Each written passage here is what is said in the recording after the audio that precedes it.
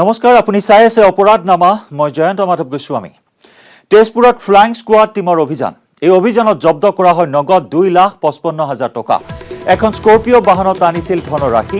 কলিয়া ভোমোৰা দলঙৰ সমীপত ফ্লাইং স্কোৱাডে চলাইছিল অভিযান। আব্দুল ৰহমান নামৰ চুলুঙৰ লোকজনে বাহন ক্ৰয় কৰাৰ উদ্দেশ্যেৰে তেজপুৰলৈ আহি আছিল। বৰ্তমান এক্সপেণ্ডিচাৰ এণ্ড মনিটৰিং সেলে পৰীক্ষা কৰি আছে এই ধনখিনি। আনহাতে টকাৰ গৰাকী লোকজনে আয়ৰ উৎসৰ প্ৰমাণ দাখিল কৰা বুলিও জানিব পৰা হৈছে। 2,55,000 টকা ফ্লাইং স্কোৱাডে অভিযান চলাই জব্দ কৰিছে। এজন লোকে স্কৰ্পিঅ' বাহনেৰে সৰবৰাহ কৰিছিল এই ধনৰাশি। অৱশ্যে বাহন ক্ৰয় কৰাৰ উদ্দেশ্যেৰে এই ধনখিনি সৰবৰাহ কৰা বুলি জানিব পৰা হৈছে। আৰু বৰ্তমান টকাখিনি পৰীক্ষা কৰি থকা হৈছে। টকাৰ উৎস কি সেই বিষয়ে সোধা পোছা চলোৱা হৈছে লোকজনক। ইতিমধ্যে টকাৰ গৰাকীজনে অৰ্থাৎ টকাৰ গৰাকী লোকজনে আয়ৰ উৎসৰ প্ৰমাণো দাখিল কৰা বুলি জানিব পৰা হৈছে।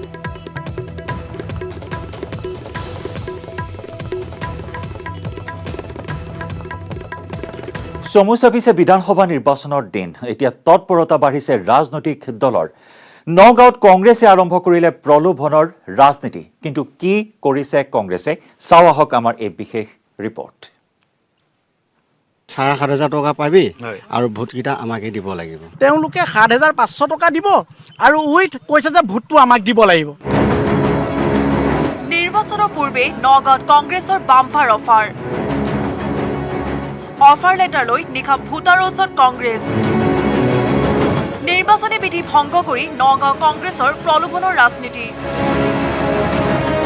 নিৰ্বাচনৰ দিন চমু চাপি অহাৰ লগে লগে নগাঁৱত আৰম্ভ হ'ল প্ৰলোভনৰ ৰাজনীতি। নগাঁৱত কংগ্ৰেছে ৰাইজক দিছে বাম্পাৰ অফাৰ। কংগ্ৰেছক ভোট দিয়ক আৰু উপহাৰ লওক। নগাঁও সদৰ সমষ্টিৰ তুলসীদেউৰী পঞ্চায়তত কংগ্ৰেছে আৰম্ভ কৰিছে হিতাধিকাৰী বাছনি 50 টকাকৈ দিব কংগ্ৰেছে। মাথো কংগ্ৰেছক দিব লাগিব ভোট।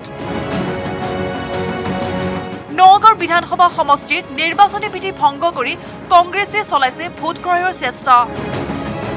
নিশা হলে কংগ্ৰেছৰ অফাৰ লেটাৰ লৈ ভোটাৰৰ কাষলৈ যায় কংগ্ৰেছে। বাবু হুছেইন, আনোৱাৰ বেগম।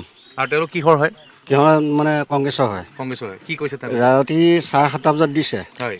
দি পেলাই কৈছে যে 7,500 টকা পাবি হয়। আৰু ভোটকেইটা আমাকে দিব লাগিব। হয়। তাৰপিছত মই ক'লোঁ যে মোৰ এইটো প্ৰলোভন দি লাভ নাই, মই য'ৰ পৰা পাইছোঁ পইচাটো টপাই দিম। যোৱাকালি এই ফৰ্মখন কংগ্ৰেছৰ কেইজনমান নেতাই কি হয়, দুখন ফৰ্ম বিলাইছিলে। এখন হ'ল ইস্তাহাৰ, তেওঁলোকে সেইখন কৰিব পাৰে। কিন্তু যিখন ফৰ্ম বিলাইছে সেইটো এটা অপৰাধ হৈছে। কাৰণ এতিয়া যিহেতু নিৰ্বাচনী প্ৰচাৰ চলি আছে। আনহাতে কংগ্ৰেছৰ এনে কাণ্ডই তীব্ৰ প্ৰতিক্ৰিয়াৰ সৃষ্টি কৰিছে নগাঁৱত। কংগ্ৰেছৰ এই প্ৰলোভনৰ ৰাজনীতিয়ে ক্ষোভিত কৰি তুলিছে তুলসীদেউৰী পঞ্চায়তত। নিৰ্বাচন আয়োগক কংগ্ৰেছৰ বিৰুদ্ধে বিহিত ব্যৱস্থা লোৱাৰ বাবে আহ্বান জনাইছে ৰাইজে। চোৰে নেৰে চোৰৰ প্ৰকৃতি, কুকুৰে নেৰে চাই, যাৰ যি প্ৰকৃতি আছে মৰিলে লগত যায়। তেওঁলোকে একো নাপায়, কিন্তু এই জনসাধাৰণক আহি আবুহা বাৰী যেনে তেনে ভোটটো ল'ব বিচাৰি আছে। যিহেতু তেখেতসকলৰ ভৰি তলত মাটি নাইকিয়া অৱস্থা যিহেতু হৈ যোৱা দেখি এতিয়া নিৰহ মানুহখিনিক প্ৰলোভন টোপ দেখুৱাই পেলাই কেনেকৈ মানুহখিনিক ভোট আনিব পৰা ব্যৱস্থা কৰিব পাৰে তাৰ প্ৰচেষ্টা চলাইছে কংগ্ৰেছৰ ভেৰণীয়া কেইটামান গুণ্ডাক লগাই পেলাই। এইটো আমি ৰাইজে কেতিয়াও মানি ল'ব নোৱাৰোঁ। এইবাৰ নিৰ্বাচনত কংগ্ৰেছে ৰাইজক দিছে 5টা গেৰাণ্টি। কিন্তু 6টা গেৰাণ্টিৰ প্ৰলোভন সংযোজন কৰিবলৈ পাহৰিলে নেকি? প্ৰশ্ন উত্থাপন কৰিছে নগাঁৱৰ ৰাইজে। নগাঁৱৰ পৰা Nilotpal Bora, news 18 Assam north east.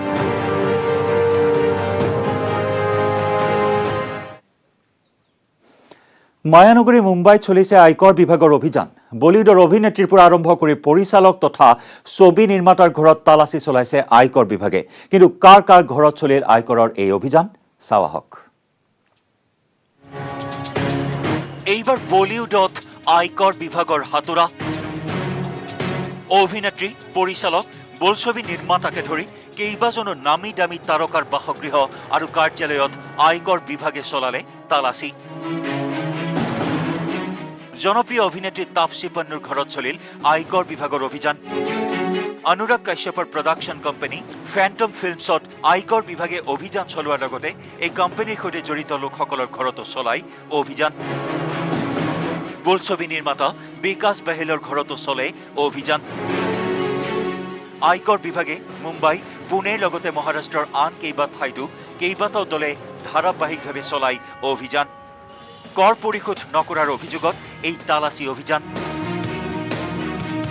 উল্লেখযোগ্য যে তাপসী পন্নু আৰু অনুৰাগ কাশ্যপ দীৰ্ঘদিন ধৰি ছ'চিয়েল মিডিয়াত দেশত চলি থকা কৃষক আন্দোলনৰ সমৰ্থনত সক্ৰিয় হৈ থকা পৰিলক্ষিত হৈছিল।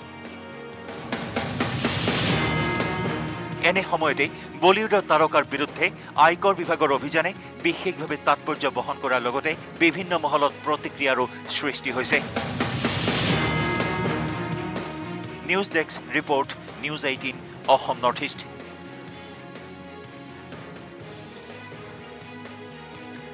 সৰুপথাৰ আৰক্ষী থানাৰ অন্তৰ্গত নাওজানৰ বেতনিত সংঘটিত হৈছে এক চাঞ্চল্যকৰ ডকাইতি ঘটনা। 5জনীয়া ডকাইতৰ দৰে লুটি নিলে 15 লক্ষাধিক টকা। আগবঢ়াইছো এই সন্দৰ্ভত বিশেষ ৰিপৰ্ট। সৰুপথাৰত চাঞ্চল্যকৰ ডকাইতি। মঙলবাৰে সন্ধিয়া নাওজান বেতনিত সংঘটিত হ'ল এই ডকাইতিৰ ঘটনা। 5জনীয়া ডকাইতৰ দলে সৰুপথাৰৰ ৰাজস্থান মিলৰ কৰ্মচাৰী ৰতন চক্ৰৱৰ্তীৰ পৰা 15 লাখ টকা ভৰ্তি এটা বেগ কাঢ়ি নিয়ে। ৰতন চক্ৰৱৰ্তী ওৰফে টিংকু নামৰ কৰ্মচাৰীগৰাকীয়ে বোকাজান খটখটি আদি ঠাইৰ পৰা দোকানৰ কালেকশ্যনৰ প্ৰায় 15 লাখ টকা সংগ্ৰহ কৰি এখন বাইক লৈ সৰুপথাৰলৈ আহি আছিল। উভতি অহাৰ পথত নাওজান আৰু সৰুপথাৰৰ মাজৰ বেতনি হুৰাতল নামৰ ঠাইত এখন মটৰচাইকেল আৰু এখন স্কুটিত উঠি অহা 5জনীয়া দুৰ্বৃত্তৰ দলে টিংকুক পিষ্টল দেখুৱাই এগচি ধৰি বাইকেৰে এখন নিৰ্জন ঠাইলৈ লৈ যায়। তাতে টকাৰ বেগ আৰু মোবাইল ফোন কাঢ়ি পলাই যায় ডকাইতৰ দলটো। তিনিজন নামি অহা নাই, ওচৰতে অহা নাই। দুজন আছিলে, এজন আদিবাসী ল'ৰা আহিছে, এটা নেপালী ল'ৰা লাগিছিলে। নেপালী নহ'লে নগা, সি নগামিছো কৈ আছিলে, ইংলিছো কৈ আছিলে, নগামিজ কৈছে, অসমীয়াটো কোৱা নাই বাৰু, আৰু হিন্দীও কৈছে দুটা। শেষত যেতিয়া লাষ্টত গুচি যায় নহয়, একদম স্পষ্ট অসমীয়া কৈছে। তোক জানো নহয় বোলে, তোৰ নামাৰো নহয় বোলে, তোৰ নামাৰো নহয়, তই কিমান ভয় কেলৈ গৈছে। এই ঘটনা সন্দৰ্ভত ধনশিৰি মহকুমা আৰক্ষীয়ে তদন্ত অব্যাহত ৰাখিছে। সৰুপথাৰৰ পৰা Debashish Gautam, news 18 Assam north east.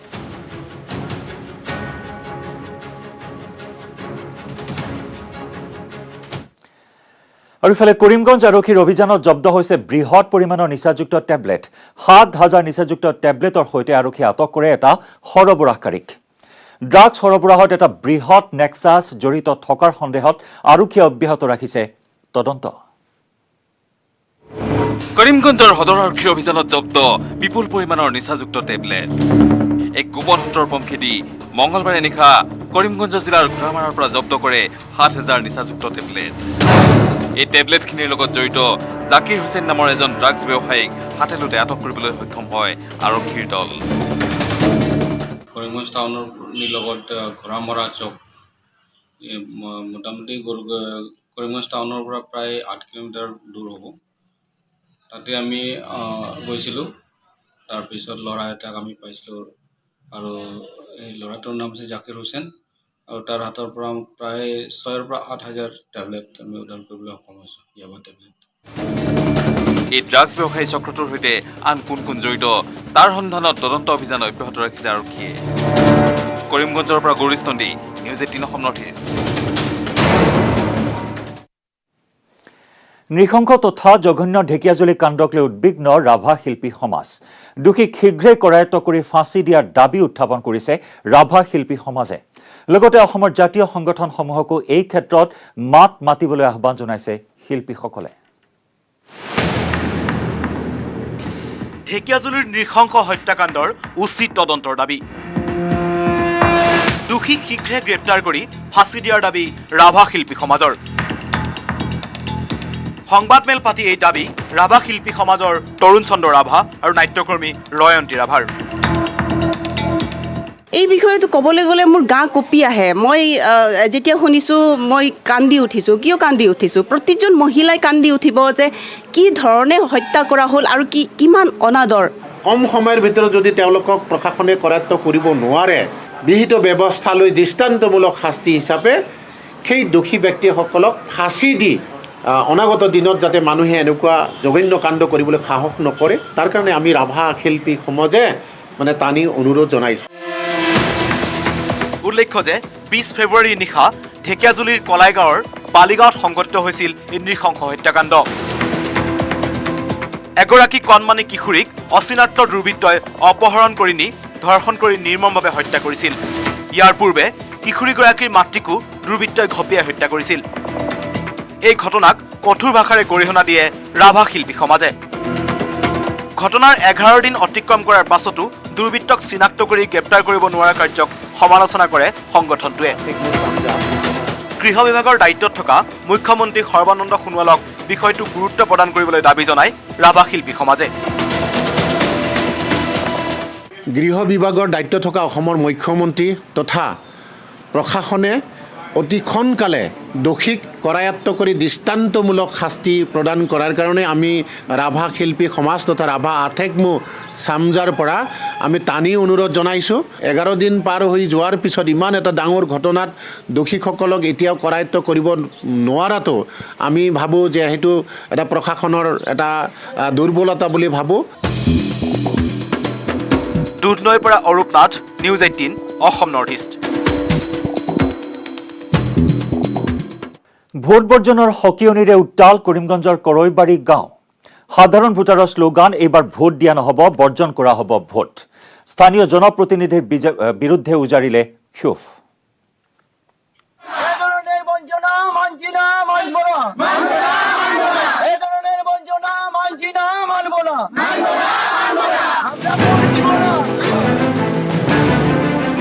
Vote বৰ্জনৰ সকিয়নিৰে উত্তাল কৰিমগঞ্জৰ কৰৈবাৰী গাঁও। সাধাৰণ ভোটাৰৰ শ্লোগান, এবাৰ ভোট দিয়া নহ'ব, ভোট বৰ্জন কৰা হ'ব। বিধায়ক আজিজ খান মুৰ্দাবাদ আদি শ্লোগানেৰে উত্তাল হৈ পৰিল কৰৈবাৰী গাঁও। স্বাধীনতাৰ ৭৪টা বছৰে কোনো উন্নয়নৰ মুখ দেখা নাই কৰিমগঞ্জ সমষ্টিৰ কৰৈবাৰী গাঁৱৰ ৰাইজে। গাঁওখনৰ প্ৰৱেশৰ একমাত্ৰ পথটো আজিলৈকে নিৰ্মাণ নহ'ল। পথ পকীকৰণৰ দাবী জনাই ভাগৰি পৰিছে ৰাইজ। উপায়ন্তৰ হৈ এডাল সাকুৰে বিপদসংকুল যাত্ৰা অব্যাহত ৰাখিছে গাঁওখনৰ ৰাইজে। এখন পর্যন্ত আমরা ইলেকশন আই গেছে, আমরা রাস্তার কোনো কাজ হয়েছে না। এখন আমরা গ্রামবাসী প্রায় 3000 মানুষ আছে, আমরা এই রাস্তা দিয়ে ডেইলি আপ ডাউন করা হয়। তো ছাত্রছাত্রী আছেন, স্কুলে যাইতে অসুবিধা হয়। বিগত 15 বছৰে কংগ্ৰেছৰ ছিদ্দিক আহমেদ আৰু যোৱা 5 বছৰ AIDFৰ আজিজ আহমদ খান বিধায়ক থকা কৰিমগঞ্জ সমষ্টিৰ কৰৈবাৰী গাঁওখনত বাৰিষা বা খৰালি সকলো সময়তে যাতায়াতৰ নামত দুৰ্ভোগ ভুগিছে ৰাইজে। গাঁওখনত নাই বিশুদ্ধ খোৱা পানীৰ ব্যৱস্থা, নাই উপযুক্ত চিকিৎসা ব্যৱস্থাও। সেই নিৰ্বাচন সমাগত ভোট বৰ্জনৰ হুংকাৰ দিলে গাঁওবাসীয়ে।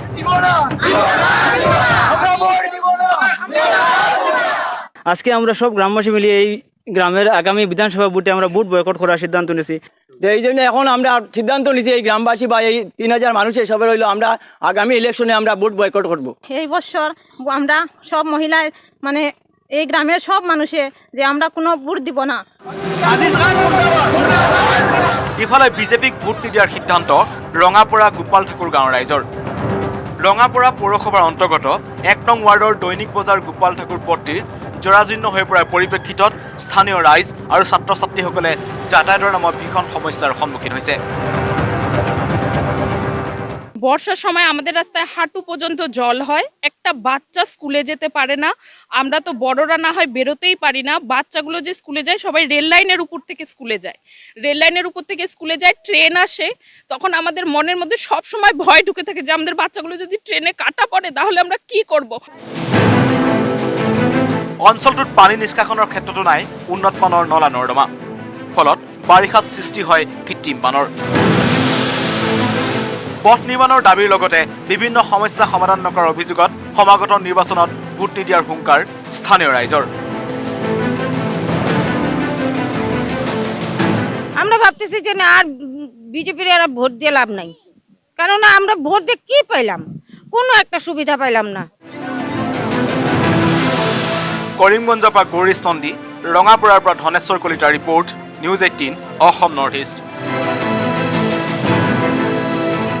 গুৱাহাটীৰ মাজমজিয়াত থকা এটা অঞ্চল, এফালে আছে ফাঁচী বজাৰ, পাণ বজাৰ, লাখটকীয়াৰ দৰে ব্যস্ততাপূৰ্ণ অঞ্চল, আনফালে আছে পুলিচ ৰিজাৰ্ভ।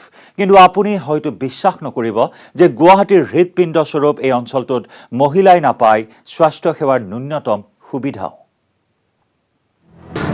বিজ্ঞাপন সভাই সমিতিয়ে মন্ত্ৰী বিষয়াই কয় দিয়ে, কিন্তু বাস্তৱ ক্ষেত্ৰত বহু হিতাধিকাৰীয়ে নাপায়। কেৱল প্ৰচাৰৰ নামতেই খৰচ হয় কোটি কোটি টকা। 10 বছৰৰো অধিক কাল ধৰি ৰাষ্ট্ৰীয় পৰ্যায়ত চলা এটা বিশাল অভিযান, ৰাষ্ট্ৰীয় স্বাস্থ্য অভিযান। প্ৰথমে ৰাষ্ট্ৰীয় গ্ৰাম্য স্বাস্থ্য অভিযান আৰু পৰৱৰ্তী সময়ত ৰাষ্ট্ৰীয় স্বাস্থ্য অভিযানৰ মূল মন্ত্ৰই হৈছে নৱজাতক আৰু প্ৰসূতিৰ মৃত্যুৰ হাৰ হ্ৰাস কৰা। কিন্তু আজিৰ তাৰিখতো প্ৰসূতিৰ মৃত্যুৰ হাৰ ৰোধ কৰাৰ ক্ষেত্ৰত ভাৰতৰ ভিতৰতে অসমৰ স্থান একেবাৰে নিম্ন। গুৱাহাটীৰ লাখটকীয়াৰ পৰা আঠগাঁৱলৈ এটা বৃহৎ বস্তি অঞ্চলত বাস কৰা এই পৰিয়ালসমূহৰ বাবে যেন স্বাস্থ্যসেৱা এক প্ৰকাৰ প্ৰহসনহে। ৰাষ্ট্ৰীয় নগৰ স্বাস্থ্য অভিযানৰ অন্তৰ্গত বস্তি অঞ্চলৰ বাসিন্দাৰ স্বাস্থ্যসেৱাৰ বাবে গ্ৰহণ কৰা হৈছে বহু আঁচনি, কিন্তু এই আঁচনিসমূহৰ পৰা বঞ্চিত হৈ আছে এই অঞ্চলটোৰ লোকসকল। বিশেষকৈ অঞ্চলটোত থকা কমেও 15 গৰাকী গৰ্ভৱতী মহিলাৰ বাবে স্বাস্থ্যসেৱা, প্ৰসৱপূৰ্বক স্বাস্থ্য পৰীক্ষা, টিটি বেজী বা আইৰণ টেবলেট গ্ৰহণ কৰা আদি কথাবোৰ অলিক কল্পনা মাথো। অঞ্চলটোত নিয়োজিত লিংক ৱৰ্কাৰ অথবা আশাগৰাকীয়ে এই সন্দৰ্ভত উল্লেখ কৰে কেতবোৰ আশ্চৰ্যজনক কথা। পেটৰ তাৰণাত বহু মহিলা জড়িত হৈছে অসামাজিক কাৰ্যকলাপত। বহু মহিলা 2-3 মাহৰ মূৰে মূৰে যায় কাৰাগাৰলৈ। ইয়াৰ ভিতৰত বহু গৰ্ভৱতী বা প্ৰসূতিও আছে। বুধবাৰে পতা স্বাস্থ্য দিৱসলৈ নাযায় বস্তি অঞ্চলৰ মহিলা। কাৰণে আমি ছাৰ্ভে কৰিব আহিছোঁ। এতিয়া যিখিনি বাচ্চা আছে মই লৈ যাম, কমচে কম 15-20 জন বাচ্চা আছে, কিন্তু মাকহঁতে নাথাকে, জাবৰা পুতিব যায় বা ক'ৰবাত যায়, কাম কৰিব যায় বা এয়া পুলিচ আহি কেনে ধৰি লৈ যায়। তেতিয়া বাচ্চাকেইটাৰ অৱস্থা নাথাকে, বাচ্চাকেইটা থাকি যায়। সেইটো বেলেগৰ বাচ্চা বেলেগেতো লৈ নাযায় না, সেইটো ৰিস্ক নলয় যেন কেনেকুৱা বেলেগৰ বাচ্চা আমি বেজি দিবৰ কাৰণে লৈ যাম, মাক বাপেক নাই সেনেকুৱা কৈ দিয়ে। আমি ছাৰ্ভে কৰাটোতো কৰোঁৱে, কিন্তু সময়মতে আমি গাৰ্জেন নাপাওঁ। বিভিন্ন অসামাজিক কাৰ্যৰ আড্ডাস্থলী এই অঞ্চলটোৰ মহিলাসকলৰ সুস্বাস্থ্য নিশ্চিত কৰাৰ বাবে ৰাষ্ট্ৰীয় স্বাস্থ্য অভিযান অসমে বাৰু বাস্তৱসন্মত পদক্ষেপ গ্ৰহণ কৰিবনে? ঋতুল ভাগৱতীৰ report, news 18 Assam north east. উজনিৰ এটা অতি চৰ্চিত সমষ্টি হৈছে আমগুৰি সমষ্টি। এই আমগুৰি সমষ্টিক প্ৰতিনিধিত্ব কৰিছে প্ৰদীপ হাজৰিকাই। পিছে সমষ্টিবাসীয়ে আজি পৰ্যন্ত জনপ্ৰতিনিধিগৰাকীৰ ছাটোকে দেখা নাই। কিমান সফল প্ৰদীপ হাজৰিকা আমগুৰি সমষ্টিত? এই ৰিপৰ্ট আগবঢ়াই অপৰাধ নামাৰ পৰা বিদায় লৈছো। নমস্কাৰ। এটা আধাৰশিলাটো আধাৰশিলা হৈ আছে বৰ্তমান। আজি 10 দিন হ'ল আধাৰশিলাটো আধাৰশিলা হৈ আছে। আমি বিধায়ক প্ৰদীপ হাজৰিকাক এটা কথা স্পষ্টভাৱে কৈছো যে আধাৰশিলা ৰাজনীতি নকৰিব। দলবৰ নিৰ্বিশেষে আপোনাক ফুলাম গামোচা আদৰণি জনাইছিলো। যদি আধাৰশিলাটো আধাৰশিলা হৈ থাকে তেতিয়াহ'লে আপোনাক মোৰ এটাই শেষত অনুৰোধ যে গামোচাখন ঘূৰাই দিয়ক। অগপ বিধায়ক প্ৰদীপ হাজৰিকাৰ সমষ্টিত জনতাৰ ক্ষোভ। এয়া দিশমুখৰ দেওঘৰীয়া মথাউৰিৰ দৃশ্য। 2012 চনতে ব্ৰহ্মপুত্ৰৰ খহনীয়াত সকলো সপি দি 2 নম্বৰ ৰূপহীমুখৰ 10টাকৈ পৰিয়ালে আশ্ৰয় লৈছিল মথাউৰিত। মথাউৰিতে দীৰ্ঘদিন জীৱন কটোৱা এইসমূহ পৰিয়ালৰ ওপৰত দৃষ্টি নপৰিল বিধায়ক প্ৰদীপ হাজৰিকাৰ। চৰকাৰে বহু পৰিয়ালক ভূমি পট্টা প্ৰদান কৰিলে যদিও সেই আঁচনিয়ে স্পৰ্শ নকৰিলে এইসকল দুৰ্ভগীয়া লোকক। চাওক কেনে এক পৰিৱেশত জীৱন কটাইছে এইসকল পৰিয়ালে। আমি কেনেকুৱা সমস্যা আছো, আমি একদম বিপৰীত সমস্যা। আমাৰ মাটি নাই, ভেটি নাই থাকিবলৈ, ঘৰ নাই, আৰু হেৰি নহয় আমি কেনেকে খাম? সদায় হাজিৰা কৰোঁ, আনো খাওঁ, পেট পোহনাই দিওঁ, থবলৈ সুবিধা নাই। বিধায়ক আহিছে নাই আজিলৈকে? নাই, আজিলৈকে অহা আমাৰ প্ৰদীপ হাজৰিকা অহাই নাই। এইবাৰ চাওক আমগুৰি সমষ্টিৰ নৈপৰীয়া ৰাইজৰ সঁচা ছবি।